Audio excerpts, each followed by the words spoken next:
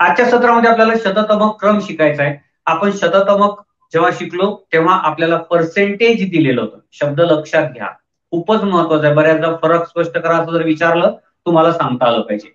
शततमक जेव्हा आपल्याला काढायचं असतं तेव्हा पर्सेंटेज दिलेलं असते आणि आपल्याला विशिष्ट बिंदू किंवा विशिष्ट प्राप्तांक शोधावयाचा असतो. जेव्हा आपल्याला पीआर चा विचार करतो, आपण पर्सेंटाईल रँकचा विचार करतो, तेव्हा आपल्याला प्राप्तांक दिलेले असतात आणि त्याखाली किती टक्के प्राप्तांक येतील याचा शोध घ्यायचा असतो. मी परत एकदा सांगतो, शततमकामध्ये आपल्याला पर्सेंटेज दिलेलं असते आणि आपल्याला प्राप्तांक शोधायचा असतो. आणि पर्सेंटाईल रँक मध्ये आपल्याला प्राप्तांक दिलेला असतो आणि पर्सेंटेज शोधायचं असतं. आता पर्सेंटेज शोधायचं असतं म्हणजे नेमकं काय? का पीआरचा अर्थ आपल्याला समजून घेताना एक गोष्ट लक्षात घ्यावी लागेल.